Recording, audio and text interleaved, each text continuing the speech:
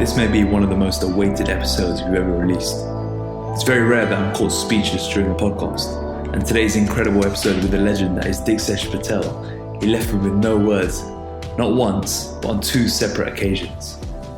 Diksesh has been on one incredible journey where he's dropped 50 kilos at the age of 50 and completely transformed his body and life. Borderline diabetes, gone. Gout, gone. Cholesterol, gone. His health markers are normalised, he's packed on copious amounts of muscle, and he's pushed himself harder both physically and mentally more than many are capable of doing. What I really admire about Diksesh is there's no excuses with this guy. He runs multiple businesses, is an extremely active father to two boys, and has a very busy social life. But Diksesh knew his why, and in this extremely personal account, he goes deep into his childhood struggles and candidly shares the emotional journey that comes with transforming your body against all odds. I hope you enjoy this one.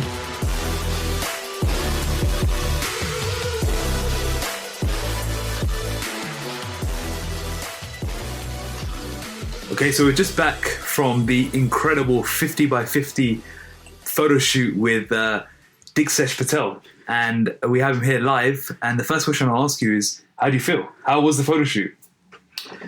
Wow, that's a fantastic question. I wasn't expecting what actually happened, because I thought I was going to go into this photo shoot. Yeah, I've lost a bit of weight, but actually coming back afterwards and seeing some of the pictures that have come through, it's incredible how much hard work Kunal and I have put in over the last 9 months. I didn't believe it, to be honest. And today it feels real, 100%. Very emotional. Why does it mean so much to you? And why are there so many emotions running through you right now? I think a number of things. I think at the beginning of the journey, when we first started, did I believe we would get this far? Probably not, if we're being honest about it. Did anybody around me believe that this would happen? No. And it's been emotional because of all the aches, the pains, the illnesses, the effort, the hard work, the kicks up the backside from Kunal, and quite rightly so in a lot of cases. Well, we all need a kick up the backside every now and then. It's the only person who can experience this journey is the person who's going through this. And the second person who's closest to that is your own coach, Kunal. Anybody outside that probably won't feel the same level of emotion. And to get this far, wow, I could probably just climb Mount Everest, if I'm being honest. If especially the last 3 weeks of real sort of hard push to get totally shredded. This is incredible, amazing. But what was it about the final 3 weeks that makes you now think anything is possible in life? So the final 3 weeks, I think we have to give some people clarity as to what structure the final 3 weeks had. Bearing in mind, I was doing 60 minutes lists since, November, December? Yeah. November, December. And then from at some point in March, we switched to step machine, 1 hour. And then about 3 or 4 weeks ago, you guys dropped the ball on me by adding a second 60 minutes on the step machine at the end of each evening. And I remember at the time, I was swearing, but I was still determined, because follow the system, it works, listen to your coach, don't digress away from the systems and the structures in place. And yes, there will be struggles, my hips, my legs, on 0 carbs for those 3 weeks. Yeah, it's challenging for somebody at 50 years old, put it that way, and it was painful. There were plenty of times where I phoned up and I said, "Can I not do the second list?" And it's literally in the first week. No, get on with it. And I just kept going. And even that last week, I'm literally hanging on to that step machine on that second list for dear life. Literally. And I was determined to do it. Yeah. And today, reality set in when you guys showed me the pictures after the shoot. Because I pardon my French, I can't believe it. That last 3 weeks is really... And I think you, Kunal, said to me, I think maybe about 2-3 weeks ago, you will appreciate the kicks up the backside when we get to the shoot. Yeah, I told you. I'm giving him a high five for the people who are listening. We did it. Yeah, I told you, I remember you said to me, I said, this 3 weeks will be hard, but once Sham takes those pictures and within the first minute it does show you something, you'll look it back and say, holy crap, is that me? And I remember 9 months ago, 18 months ago, you were thinking, if I told you you're going to be doing a photo shoot, you'd be like, you're crazy. Like, what drugs are you taking right now? That's the truth. So I think the last 3 weeks were hard, but now I think you'll appreciate this day, the totality of why we did it.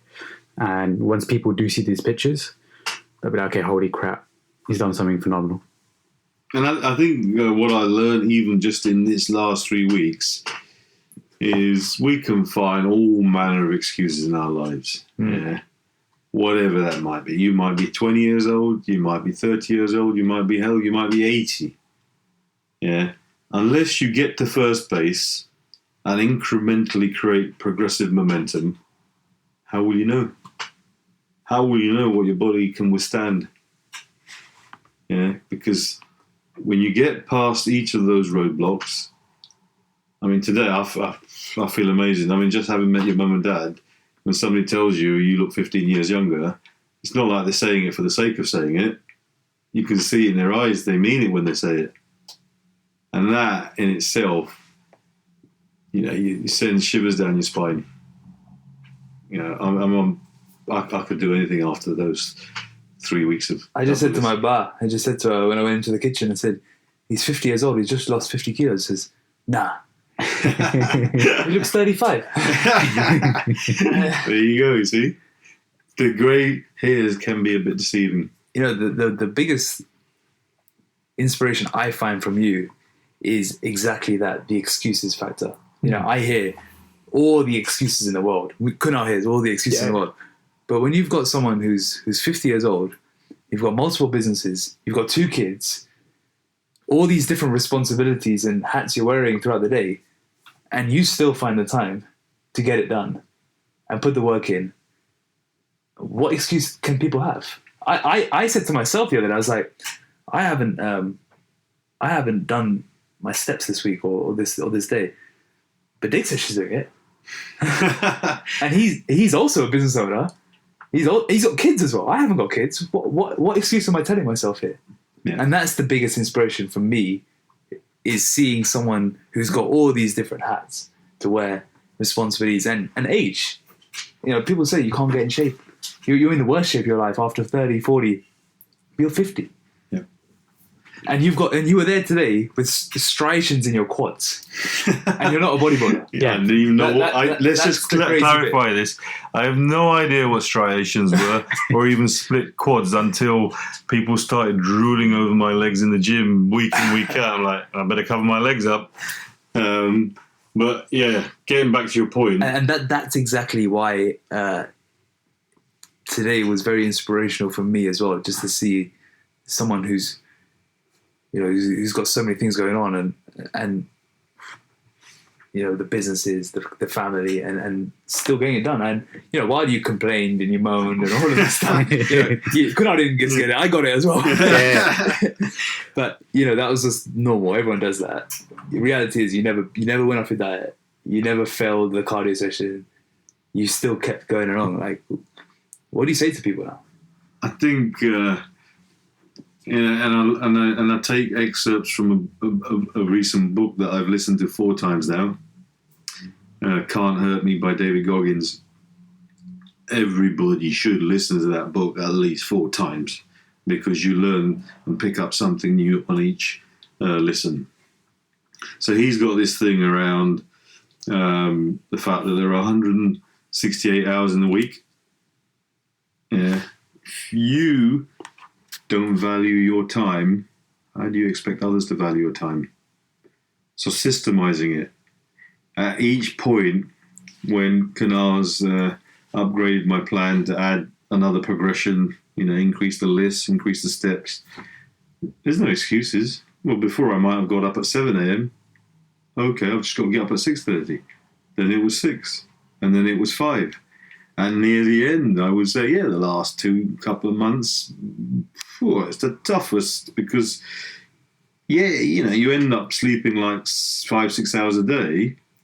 However, to quote even me, I had 49 years of letting myself go and indulgence in life to work hard for around 9 to 12, 9 months with you guys. Yeah. To buy 50 more years of bliss.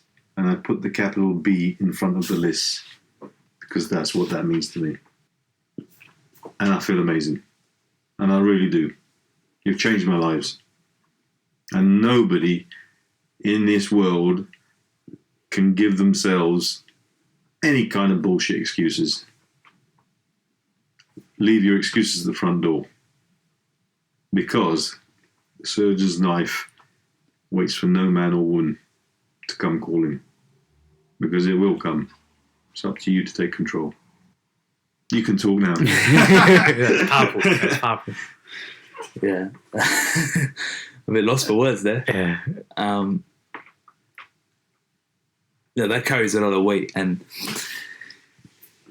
people can't really give any excuses after hearing that. I can't give myself excuses anymore. You can't. Oh, Kunal can't. Or anyone else listening to this can't. Because ultimately, we all have the tools here, and we're lucky enough to be able to actually make a change in our lives. And if we have the ability to make a change, we have a responsibility to do so for not just yourself, but everyone around you. And also, for me, I've got 2 boys. Yeah. Nikhil's 19, Kishan will be 18 in June. And the byproduct of that is father leading the way. Mm. They both go to the gym 3 or 4 times a week. Slowly but surely, they are taking their supplements, omega-3s, vitamin D3s, protein shakes. My protein shakes are disappearing as each week goes on. But that's my legacy. Not just inspiring them, but inspiring anybody to go off and value the biggest asset in their lives, which is their own life, their own engine. At what point did your value system shift to it being focused on helping others and focusing on yourself as well?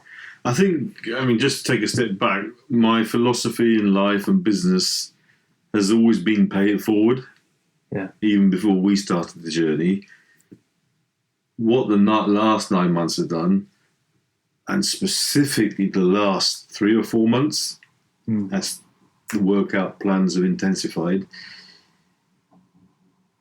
it's actually turned me into an even better person to pay it forward in different ways. So we haven't touched on the taboo subjects around within our own community, for example. My why has evolved in literally just this year, which is like you guys, you want to make effective change in people's lives.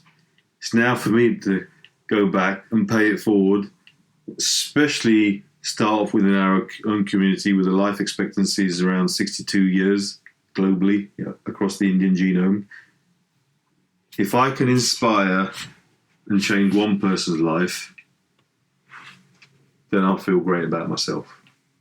And that's where my why and values have evolved to want to go off and effect change, not just our community. We'll start there and we'll work outwards from there. And when did health, when along with this journey, when did it become apparent to you that it was specifically in health that you wanted to really pay it forward? Because you said you always wanted to do it, but at what point did you realize that this is your real calling? I think first place to start was myself, in order to understand, because I never set out to have this as a primary part of my life, but as momentum was built up over the last 9 months, I realized that testing myself through mental toughness, because there's a lot of activity to fit into your schedule, testing your body. Hell, everybody's telling you you're 50 years old. I must be old. Therefore, how could I possibly achieve all these activities and tasks at my age? Because that's what I've been socially conditioned in my life. So in some ways, you have to be single-minded and actually just blast through some of those mental barriers that have been thrown at you. And I wanted to, especially this year, is to test myself, test my resolve, callous the mind, find out where it can take me. Because today I think I can, I think I can conquer the world. Because if somebody can achieve the level of success through your own health, I reversed out everything.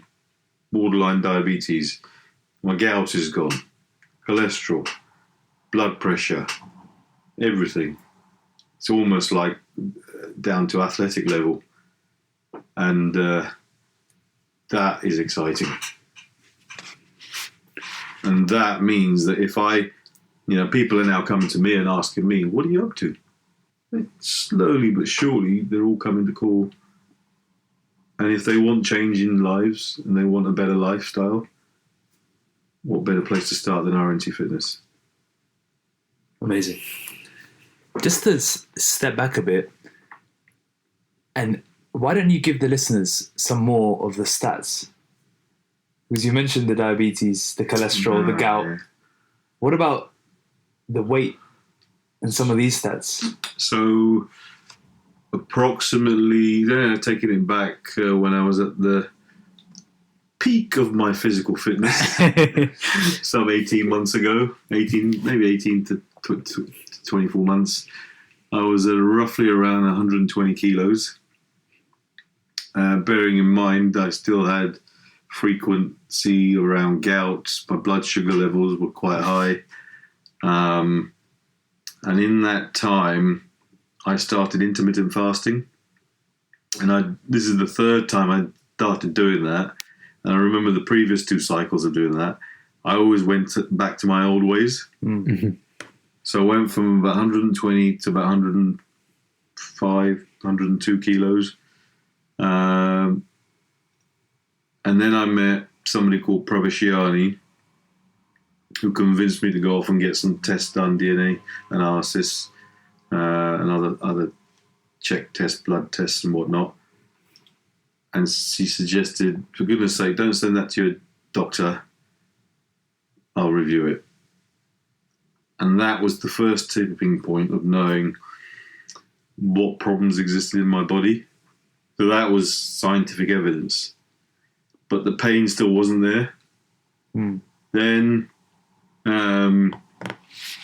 I started seeing some posts from Akash Desai, Shiv Arya, and I saw their pictures posted up by you guys. And I looked and I go, oh yeah, Akash, he's a fitness guy. He does kickboxing, karate, all this. He must be super fit. It's easy to take something like that to a whole new level. But then I saw what was under the covers and I thought, wow, that's like somebody who's out there real active, who I had a perception that was super fit, but in reality has taken measures to get himself shredded. Then I saw a few of your other pictures pop up and I thought, wow, there must be something in this. So I did physically sign up on the 1st of April 2018.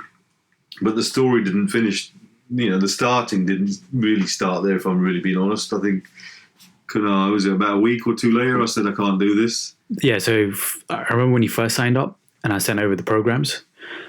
I literally looked back on an email last night to see how you've progressed mentally.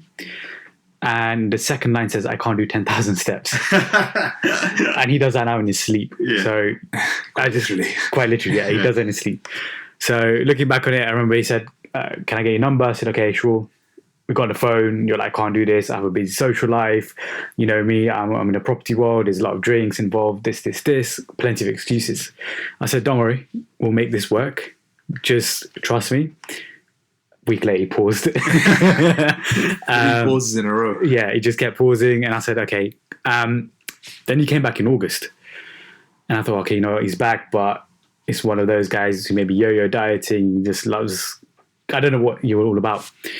He got on the phone and he was very, very positive he's like, I'm going to do a photo shoot one day. I'm not sure if I'm going to get there, but you're going to get me there. I said, okay, fine, let's do it. And here we are, 9 months later, on a day of his photo shoot, shredded, literally. He's got better legs than me, and I'm a coach. So yeah, I'm very, very proud of you. Just having a moment. It's all good. Have some water. So for those of you who are listening, it is a hugely humbling and emotional experience to hear it from the people who supported you. When an expert like Kunal or Akash says to you, hey mate, you are shredded to the bone. Your legs are like athletes. Even somebody like me needs to hear that. Whether I can see the visuals is neither here nor there. But just to hear it and then to see it, wow, there must be something in this.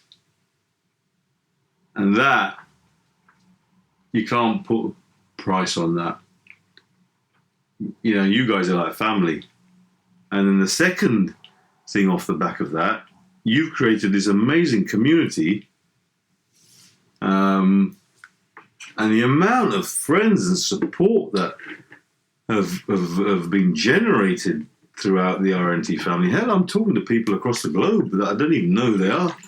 I mean, even today, the hundreds of messages that were coming through. And, last 2 or 3 weeks, all I could think about is, I don't want to let Kunal down. I don't want to let Akash down. I don't want to let the RNT family down. And eventually I realised that actually, you've done all the hard work. You're not going to let anybody down. And I actually needed to hear that from Kunal as well. He said that to me a few times. You said that as well, Akash. And I'm a business mentor and a coach myself as well. But we all still need that feedback loop to say, hey, everything's all right. You're running on the right track. Keep going. And even today, as we were finishing the shoot and after lunch, what's the first? What are we talking about as we're walking Canal? What's next? Mm-hmm. This is only part of the journey, because the social stigmas attached around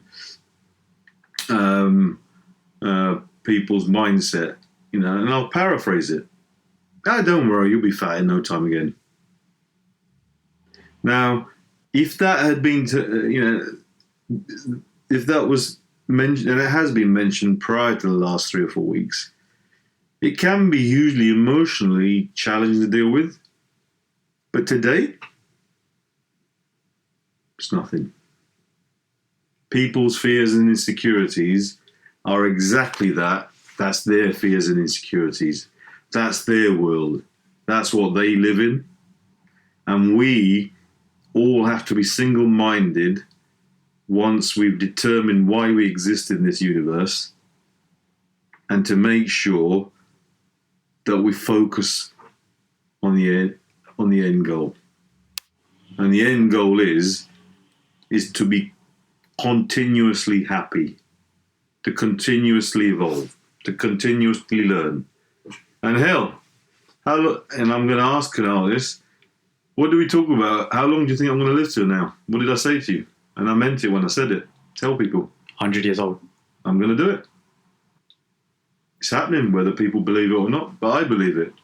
Kunal believes it. Akash believes it. And that's all I need to know. Because life is more powerful than simply eating a burger, than simply spending money on a flashy car. It's the biggest asset of your life. You bet your bottom dollar that I'm going to get through the consolidation phase. You bet your bottom dollar that I'm going to get to phase 5 of luxury. And I liken the whole process to, I give people analogies, right? And I'll throw some questions out to you. Have you ever considered cancelling your mobile phone contract? No. Why? Would you survive without it? Yeah. But you still keep it going? Yeah. Does the phone increase in value? It adds value to my life. But does the value of the phone increase? No. What about your car? No, it depreciates. But you still service it regularly. You still pay the whatever service charges, to road tax and everything monthly, don't you? Yeah. So why do you, as an individual, with the biggest asset in your life, which is you, why have you not got a service contract? And in your case, you do. Yeah. That's a question for the audience.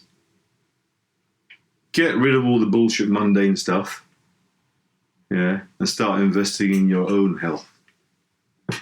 That is simply powerful. If you can't afford, to look after yourself, then frankly, go and find a doctor. For the rest of you, I'll sit with Akash and Kunal on my team. And that's how I feel. And you can talk now. Amazing. Second time he's lost me for words now. Yeah. One thing I want to highlight on and go back a bit is you mentioned how you signed up in April, and then in August you came back very positive. What had clicked for you? So we'll take a slight step back. In July, so in April, I think for me it was overwhelmed, if I'm being honest. I had such a hectic schedule, and then it's like, oh my God, I got to fit in this workout plan, and then I got to do all this cooking. It's like, oh, I've got to run a mile here. And I'll be honest, I couldn't cope with everything that was going on in my own life, my business life, as well as this new changes that were coming on. So I said, let's pause it and we'll talk about it. I said, we'll think about it when I get back from Thailand. That's exactly what I said to Kunal. During my holiday, one of the things that I did enjoy in the past was a good beer. During that holiday, my gout actually kicked in. And for people who don't know what that means, I suffered it on my left foot within my metatarsals, my left knee. It's like somebody sticking a glass shard into your joints. I promise you, it's not fun. I got back from holiday and I remember this vividly because I looked at myself in the mirror and I was literally in tears because of the agony. And I actually, not many people know this, but I actually said to myself that you cannot carry on like this. That's when I called up Kunal and said, right, can you resend me the spreadsheets? I can't find them. Let's get this going. And it was the fact that when I looked in the mirror, and at that time I was probably around 102, 105 kilos, I really got bloated after Thailand. I just said, I couldn't carry on like this. I don't want to carry on like this. No energy. Feels like I'm going to go 6 foot under. I had a lot of inflammation. skin irritations, all sorts. And that really clicked. And obviously that's exacerbated throughout the passage of time. And then from the 1st of August, I think it took me about 4 to 6 weeks to create good habits. The batch cooking, understanding portion control.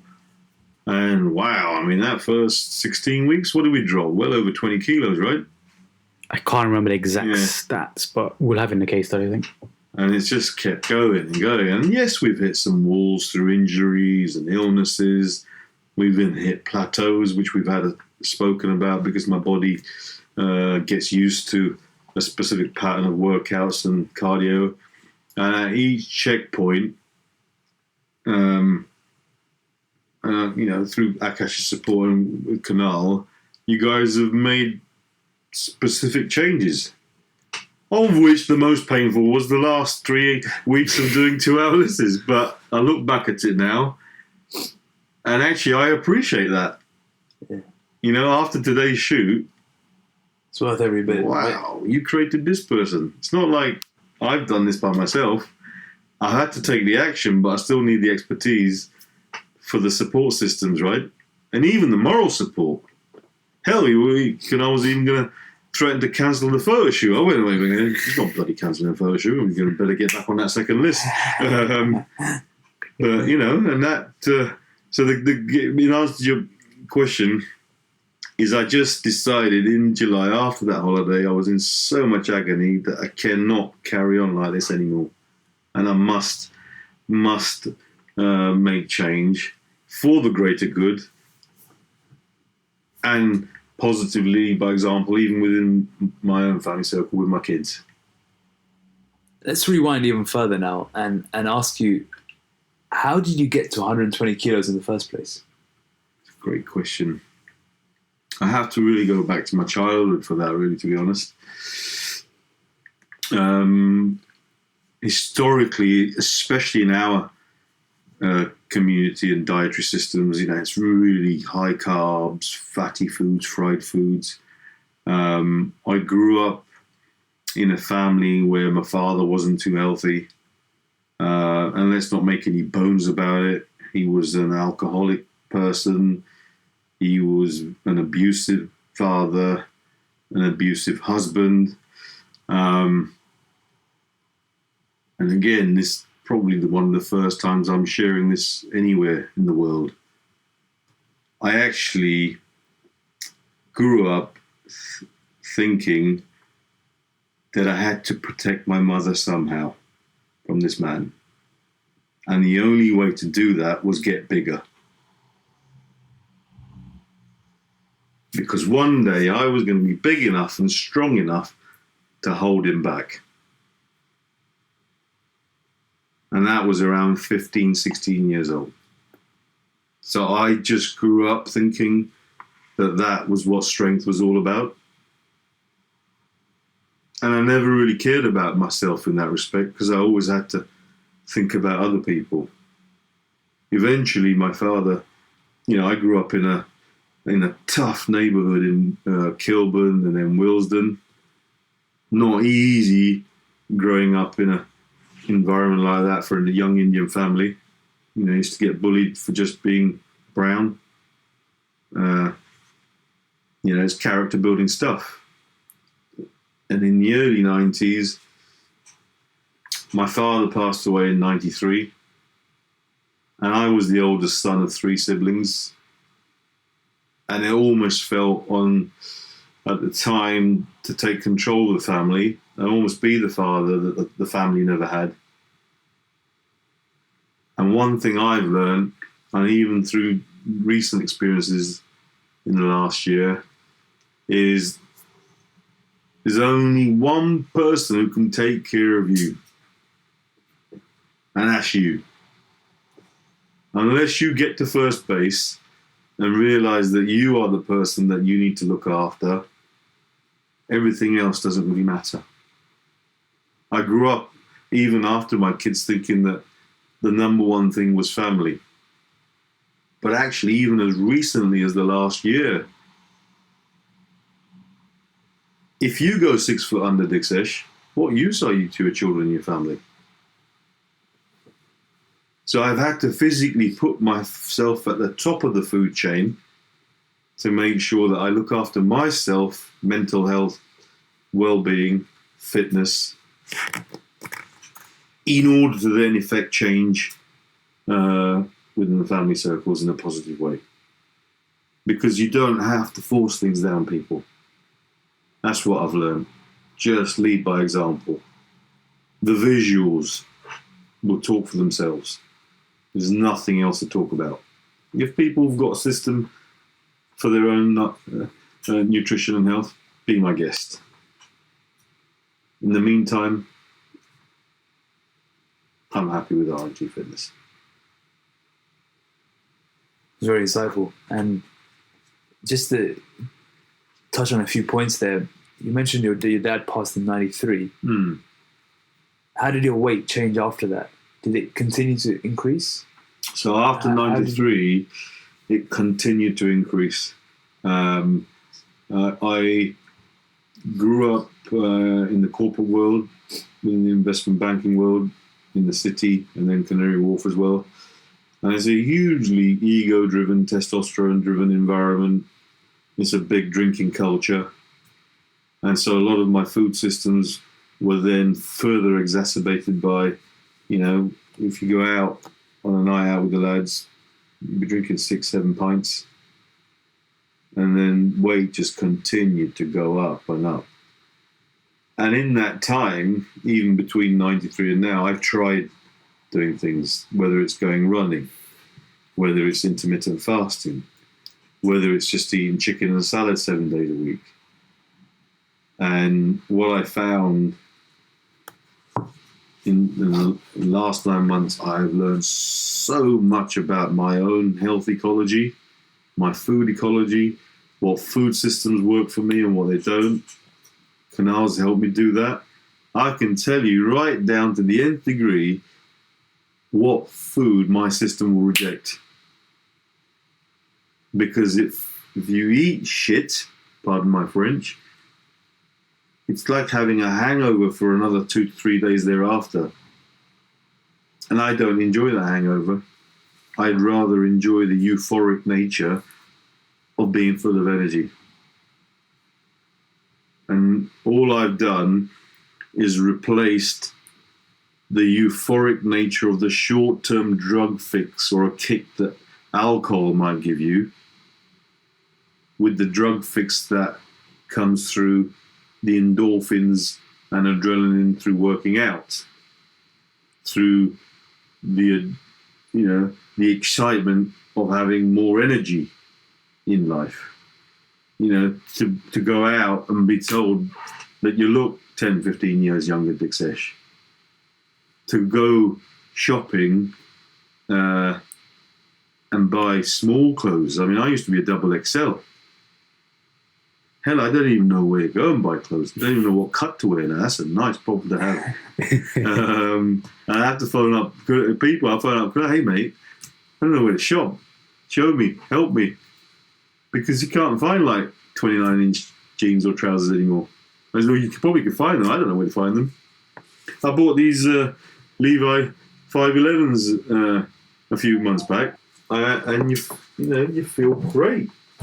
Just by going out, being able to be a lot more fashionable, and that's just feeling a wonderful place at the moment. If this was Nirvana, then that's where I am today. Just so the listeners know, Diksesh has told us that before the podcast aired, he wants to mimic the Levi's laundrette advert. Oh man, you weren't going to tell everybody about that. Okay, we'll have to Google it then. You watched it just now. Yeah. Nick Cayman. So now all the R&T people are going to go Google Levi's Nick Cayman, and they're going to have a look at it now. Now you've set me up for that now. Oh no, we're in big trouble now.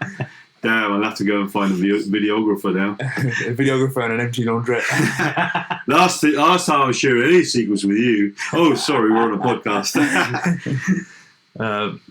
Awesome. I just want to continue on that journey path you were on in the 90s and early 2000s, and in the 2000s, because I think it's something that a lot of people can relate to in this city culture, being around a lot of drinks, drugs, etc. You mentioned, you felt like it was part of the culture and it's what needed to be done to go on the career. Have you reflected on that since? And have you thought about what was really going on there? Because there's always ways to say no to that.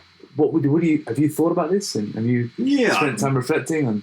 I think when I grew up as a young child, I didn't really know how to be sociable. I wasn't a hugely personable person, not because I didn't want to be. It was just probably didn't have the right systems or the backup to know how to be socially engaging.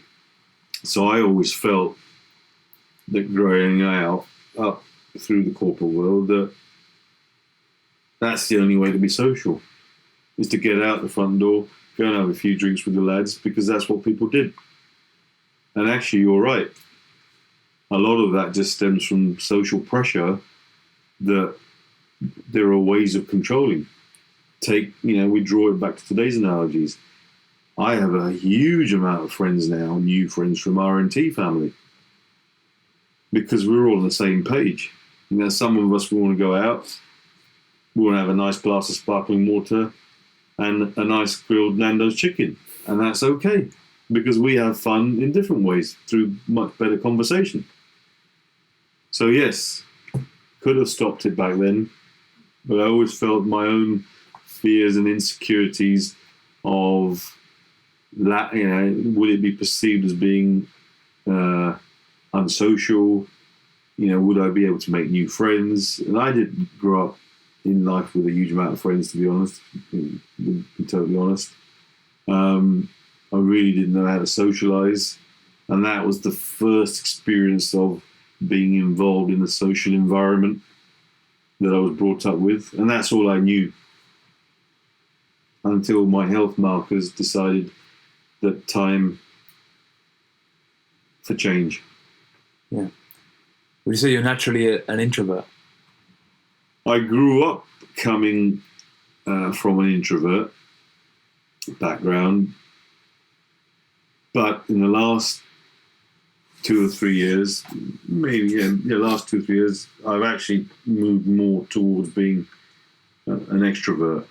Yeah. So I'm now able to balance the two, knowing when to introvert and also knowing when to be an extrovert. So, for example, today's podcast, being able to hold a conversation, if you'd have done that 9, 10, 11 years ago, you probably wouldn't even know what to talk about. Yeah. So just in a totally different space at the moment. Yeah, and through this focus on yourself, this relentless focus on yourself in the last 9 to 12 months, have you managed to deal with a lot of the pain points and the scars that have built up over the years? Yeah, so and how have you kind of delved into yourself to really work on the mind and improve these areas? Because a lot of people hang on to things for endless years and they struggle to evolve from it. That's a great question. So I grew up in my life with, generally lots of people judge you. I grew up judging others. And even as lately as the last 6 to 9 months, judgment is now out the door. Start anything and everything with a clean slate. Because judging a situation means you're carrying some kind of baggage. And looking back now, let's take my father, for example. Living in a council estate for 20 years. 3 young children. Having to work in a factory in a night shift. I didn't even know who he was. No wonder he had a lot of pressures. And, not making excuses for him, because he's not here anymore. Perhaps those elements that came into his life created the individual that he was. So I have to find a way of forgiving him and showing some humility that sometimes in his life, maybe life didn't deal him the cards in the right sequence that he needed. Did you do this before he passed away? No, we did. This literally just even as early as the last year, where I've wanted to forgive him, and then I realised there's nothing to forgive because life dealt him some cards that were there at the prevailing time, and it's not for me to judge the situation. It's for me just to act as a better son, become a much better father, lead the way with my own children, which I'm, hugely proud of with both my boys. Yeah, they always say that where you are in life now is all for a reason. Yeah. And I can assume that for yourself now, knowing how much of an active father you are probably stems from your childhood. Yes, pretty much. And I always... one thing that has stayed true with me, wherever I see other parents, mothers or fathers, I always feel, what can I learn from these parents to become a better parent myself? And that's even with my mum and dad. What mistakes have they made? What can we do to grow as parents? Because my mum's still a mother. Mm-hmm. What can I do to help her? Like even as recently as the last few months, she's ecstatic that I'm going back to Gujarati food, but I've retaught her how to cook green vegetable shak, and in English terms, a green vegetable spicy compote without any oil. Wow, she puts green beans, broccoli, all sorts in there, and she just cooks it twice a week in batches, and I have that with all my proteins. So she's now also started to evolve in better ways of cooking, which is helping her, helping my brother as well. And that's got to be exciting. That's a game changer. That's a game changer, absolutely. And she's happy that I'm loving Gujarati food, because I literally, over the last year or two, given it up because they put too much oils in it, too much salts. I generally wanted to put down that I want to be have good health markers through nutrition, better workout plans, and being more active. So she's enjoying that, and that's mental. Yeah. What strikes me most about you, Diksesh, is your mindset, and your mind is so strong. Are you a fan of personal development? Absolutely. I think over the last 10 years, I must have invested significantly in my own personal development. I'm a very auditory person, which means I love listening to ebooks on Audible. I love listening to podcasts. And I remember, I tell listeners a little story some 15 years ago. My mum's brother, my uncle, he had businesses in Virginia in the USA. And he'd wanted me to go out there and start opening up motels and convenience stores and whatnot. And during my time that I was there, I kept talking about my retirement plans. I want to spend more time with my kids and my family. He sat me down. I said, son, sit down. What's all this retirement talk? Yeah, I want to spend more time with the family, need to earn more money, need to do all these things. And he said, listen, your brain is a muscle. The minute you check out from this world and you stop using that muscle, you will be going to the big person in the sky. Now, at the time, I didn't really understand what he meant by that because I was still quite young. But today is hugely pertinent. We don't fuel the juice with our biggest muscle, which is the brain, we can slowly wither away. And so with personal development, if you can learn how the mind works, how to control your emotions, how to react and behave when people throw things at you, be it rocks or stones. Because my philosophy is at all times, we, that's you, the individual, is in control of every single behavioral system that you throw out to the world. You're in control. Somebody puts the knife on your chest, you still have the right of control of knowing what to do. And that, to me, is the essence of personal development. Being in total control of your behavioral systems, how you react in all shapes or forms, especially when faced with adversity. And that, for me, is, that's exciting. And that's the legacy that I want to leave with even my boys and people around me. Always be on a continuous learning mindset, because it's great to learn.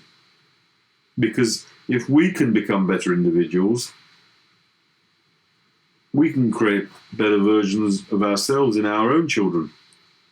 And that's got to be exciting for any parent, surely. It becomes a very easy in a lot of personal development circles to just consume a lot of information with personal development. How do you shift to actually implementation? And what have you done to implement a lot of the knowledge that you've taken upon yourself? Good question. So I think one thing I've done is I've identified who I am as an individual, what my core values are, my core principles. So core values being around honesty, integrity, transparency, paying it forward.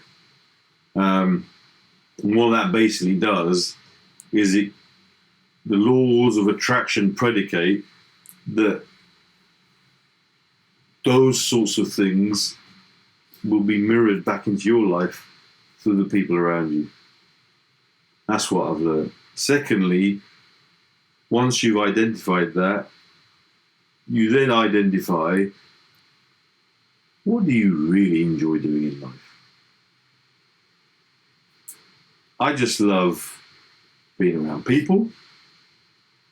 Hell, even when I'm talking to Canal, I can talk for England. Sometimes you've got to hang up on me, say, hey, mate, I've got business to run. And relationships. So my business in the world of property entrepreneurialism, property development, is centered around people and relationships. Whether it's working with investors, builders, architects, planning consultants. Let everybody else worry about other facets of the business. Focus on your core values.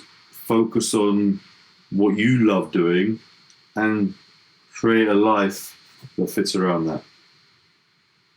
And that's beautiful. Yeah, and then once you become clear on that, everything falls in place? Everything falls into place. And actually, the last piece of the jigsaw that needed to fall into place has fallen into place, which is my well-being, thanks to you guys. And that's incredibly powerful. The missing pillar. The missing pillar. What would you, if you have to look back at the journey, what would you say was the biggest mental battle in getting lean?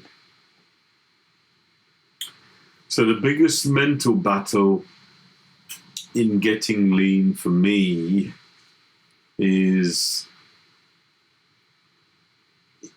a lot of the social stigmas that are around you that are, you're constantly told you're old and you're a big guy and you can't be doing all this. You'll hurt yourself. You'll probably go 6 foot under a lot faster.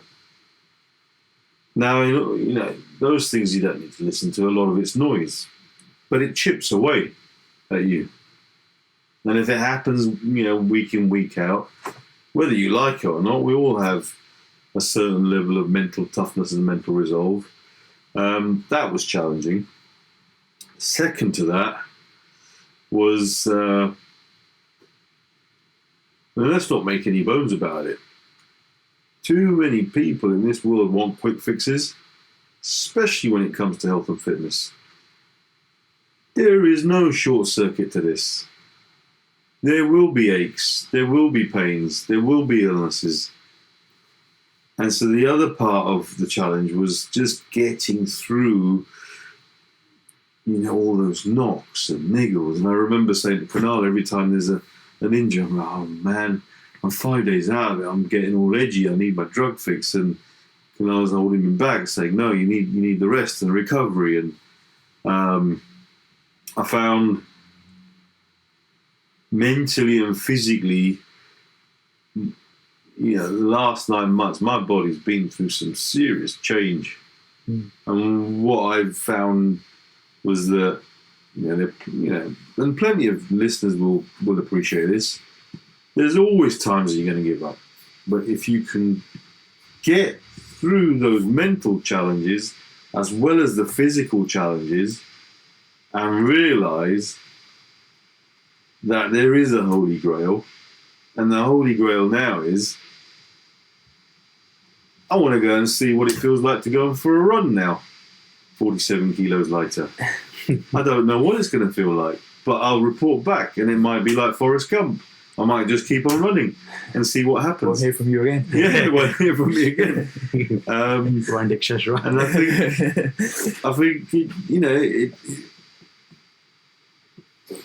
and I don't sort of like to dwell too much on the mental challenges, but it's the physical exertions, to put your body through.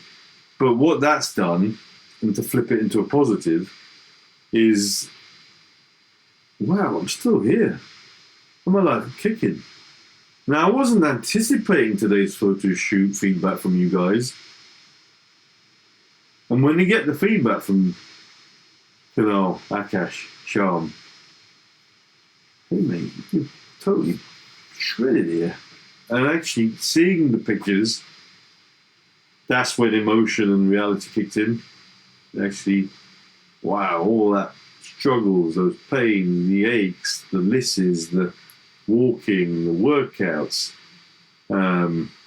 popping your back the first time when we were on the rack deadlift. And I know Kunal was there. I mean, he was, oh no, just pop my back. And I'm just reaching a head of steam here now. And I've learned a lot about just clarity in my own mind, how to clear the thinking process of just all the demons that exist. I leverage, and I implore everybody to do this during my workout time, my steps. I'm on Audible and podcast overdrive, just consuming information. So a lesson there is, if you can find ways of dual tasking from a primary task, you can leverage your time a lot better. I'm going to be walking out there for like 35,000 steps. Well, I might as well be on podcast overdrive, or I might as well be on Audible overdrive and learn something while I'm doing it. So, one of your earlier questions is, how do you get away from just continually being on the learning cycle? Well, actually, the learning cycle for me is a bonus whilst I'm doing all my training.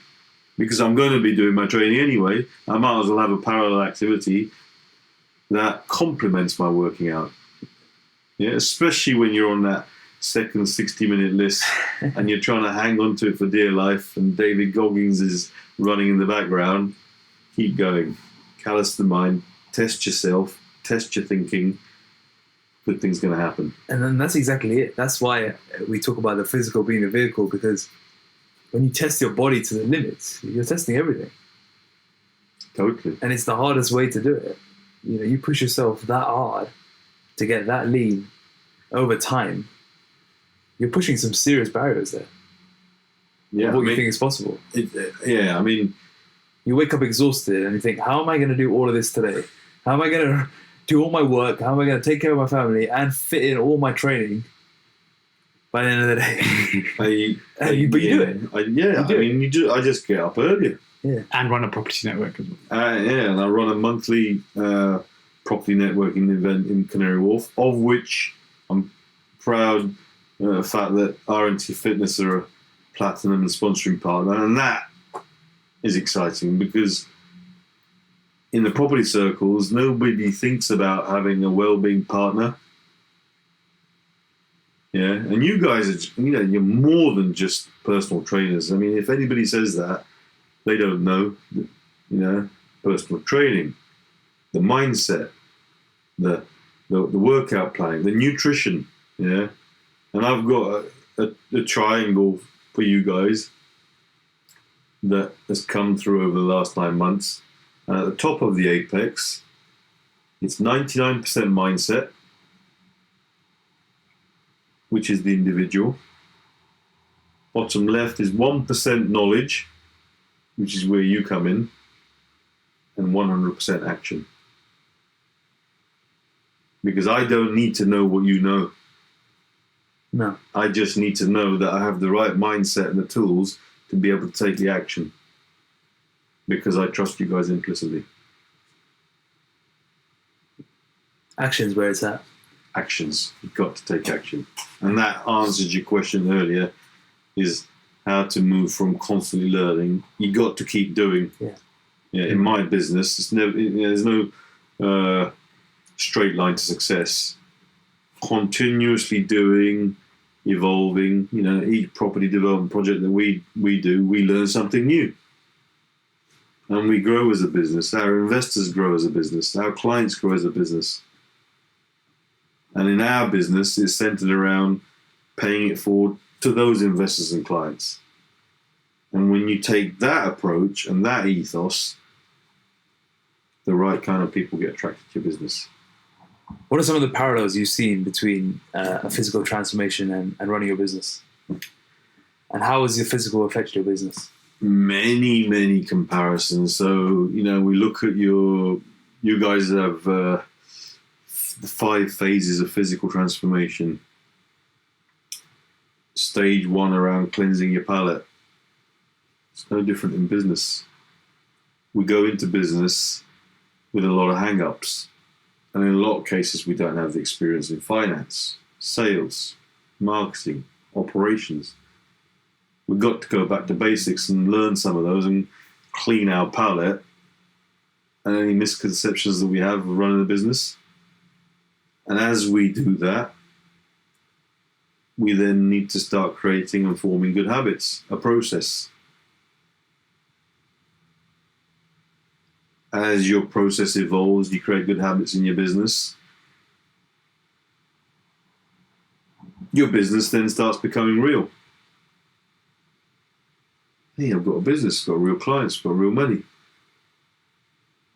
And I'm actually at a point now where my business is totally aligned with almost the 5 phases of R&T transformation. My business in the next 6 months is moving into a consolidation phase, which means we have a real business. We've got huge amounts of momentum, and now it's about stabilizing it, putting the right systems in place, head toward the luxury phase in the coming 18 months, because by December 2020, my target now is to spend more time traveling, lead more of a nomadic lifestyle, I want to go and see the world, and allow myself to put the systems in place. So, huge amounts of parallels in business and mental and physical fitness. And hope you haven't copyrighted your 5 processes. I think I'm just going to keep using it in my business. Go for it. Because I remember you told me about your business in November. You're like, holy crap, my business has just gone through the roof because of what's happening right now. And I think, so to clarify, add further to that, is one thing that I hadn't counted on, which you never go looking for, is aura. Aura has come through physical and mental transformation. it's not to say I didn't have a bad business. The business was good. It's now a phenomenal business compared to where it was a year ago. The things that are happening today are incredible. In January, I launched my first property event on a platform that very few people get an opportunity to host their own events. And the business is just growing from strength to strength. And even within the R&T family world, people are asking me about what I'm up to. Because they've seen the fact that if you care about the individual, you will see that your business will be reflective of that. And that's tremendous. It really is. Everybody should do this R&T transformation. Yeah. Everybody. Yeah, the parallels are huge, and I feel like we're very aligned in our values, which is great. Yeah. And I think we're probably in a similar journey as well. Yeah. Given that we just closed the doors for a while for any new clients. It's a nice problem to have. Consolidation. It's a nice problem to have. Yeah. Going through a consolidation phase ourselves, so we're all on the same journey together. What's next for Diksesh? So next for me is I'm going to be on Kunal's case to make sure that I get through the consolidation phase over the next 4 weeks, did we say? Yeah, 4 to 6 weeks. 4 to 6 weeks. At least. And make sure that I'm on track for my nice sunny holiday in Malaysia, which we leave on the 30th of June. Before I was, used to be in trepidation about holidays and managing holiday situations with nutrition and everything. But I'm 100% sure we'll work out a plan of how to manage that. Going forwards, I want to look at putting the right systems in place in my business to free up my time. I want to grow my business probably tenfold throughout the next 12 to 18 months. In the lead up to December 2020, that allows me to take a step back from the business such that it starts running itself like clockwork. In parallel, I'd like to work with R&T Fitness on a continual basis to help effect change in other people's lives. So if I can be part of that journey, it's not even an if. Somehow I think you guys know I will always be part of that journey to effect change in people's lives. That's, to me, is exciting. And take my boys through university over the next 5 years and help them grow into becoming better individuals, better entrepreneurs throughout that period. Amazing. If you had to give one piece of advice to anyone on the journey now, what would it be? On the R&T journey? Yeah. So I would say there's probably maybe a bit more than one. I know you have loads. A bit more than one. So feedback to your coach. Because if you don't feedback to your coach, how are they going to know how to adjust things or work out? Because they're fully customized and honed into the individual, which is why I love the process. Follow the system and listen to the system and listen to your coach, because they are there to help you. Stop listening to Dr. Google. Yeah, because there is no such thing as a quick fix.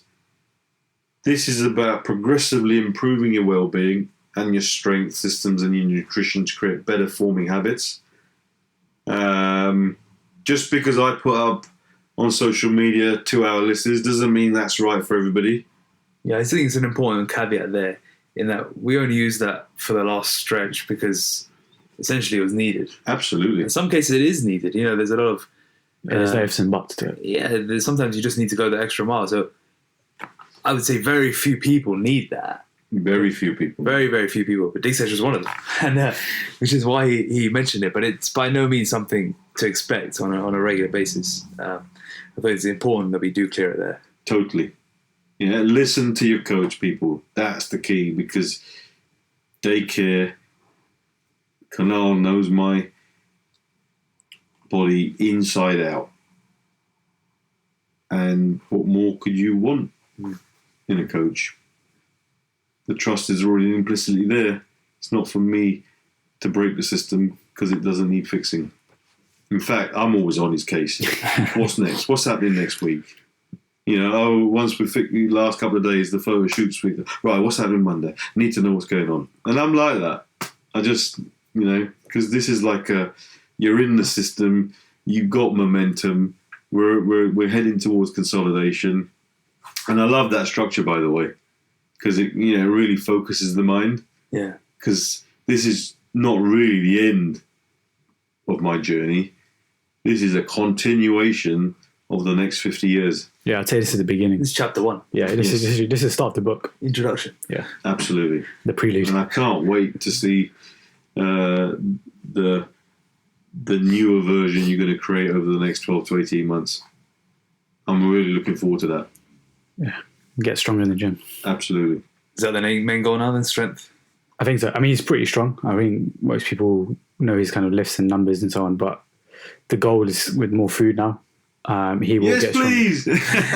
He gets more oats, more peanut butter. But yeah, the goal is progressive overload over the next 12 months and then see where his physique literally takes him.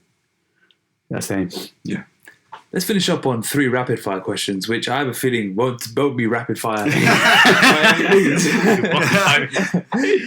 You mentioned you want to live a slightly more nomadic lifestyle from December 2020, and you have some travel places you want to go to. What's number 1 on the list? Number 1 on the list is South America.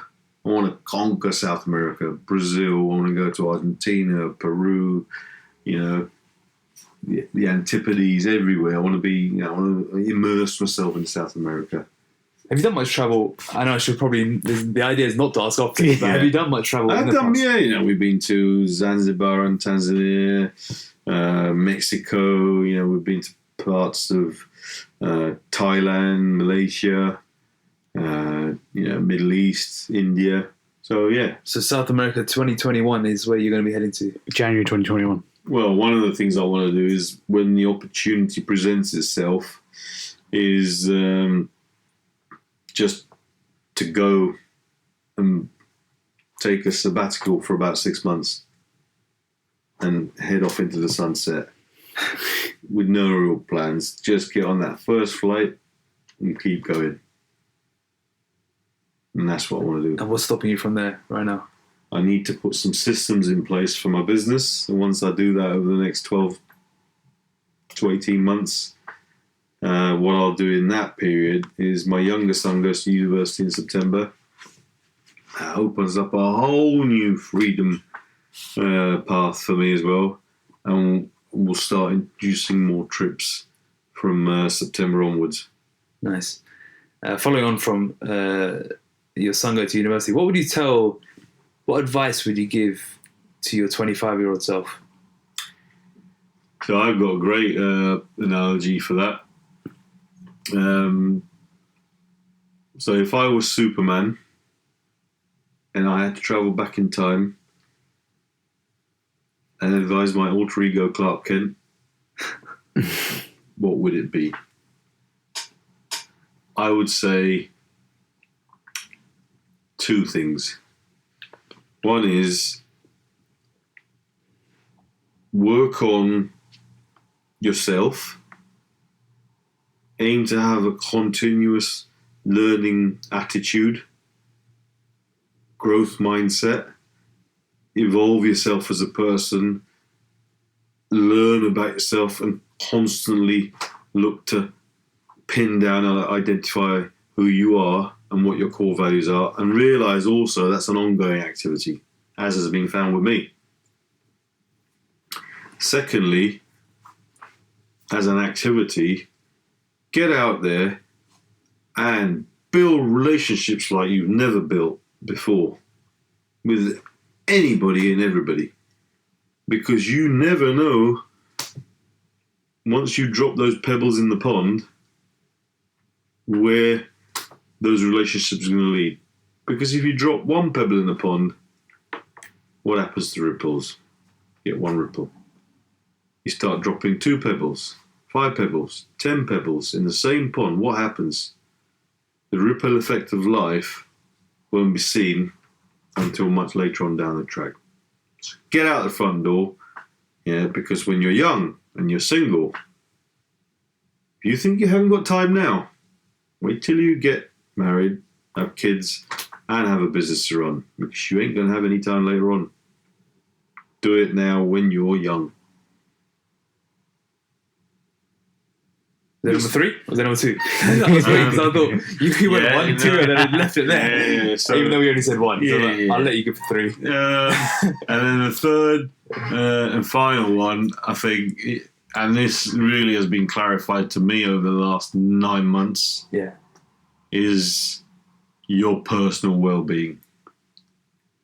The human body, when it's younger, when you give it shit, is a lot more forgiving.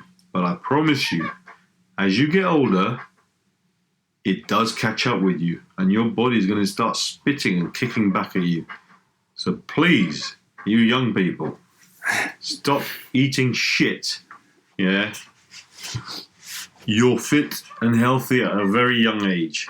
Start creating good habits from an early age, such that you don't reach some of the pain points and the tipping points that I have.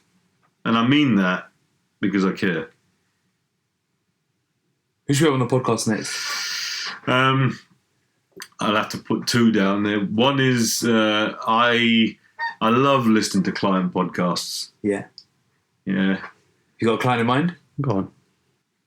I'm lost for words. He's got too many friends in the group. Got too many He's friends. scanning the whole Like, I've got He's scanning the list in your head, aren't you? I would like to see another 50-year-old up here, maybe a Sanjay, if not already.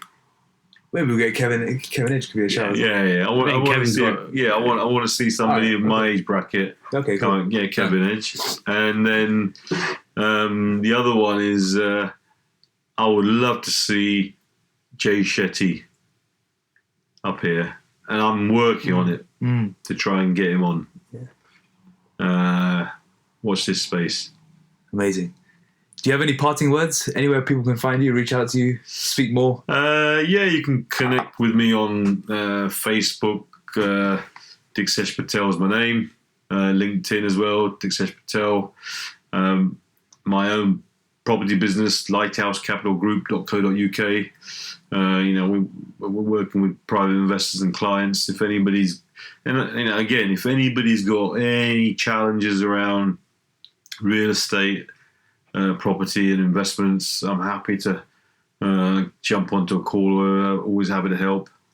And anybody's got any mindset blockers or challenges around their RNT journey, for goodness sake, if you hit a blocker, come and talk to me. These guys are all looking at my... Your veins are just something. You know what? I've been looking at the whole podcast. As the podcast has progressed, the veins in his arms have just come more and more. I see you talk about Superman, Clark Kent. I was like, he's just like, this is crazy. They're all looking at my arms at the moment. That brunch must have done you good. Yeah. See, for all the pump. This is just it's for the sodium. So nice. The veins are just popping all over the place. Carry on. I lost my train of thought there.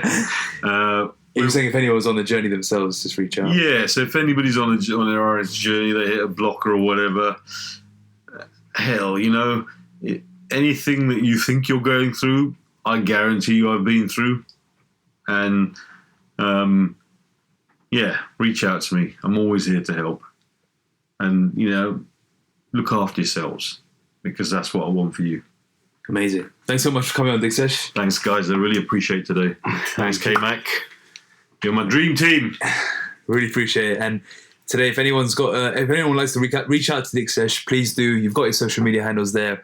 We'll be posting up in the show notes below the podcast episode. For more information, please visit www.rntfitness.com and follow us on Instagram at rnt_fitness. Thanks so much again for coming on, Diksesh, and thank you all for listening.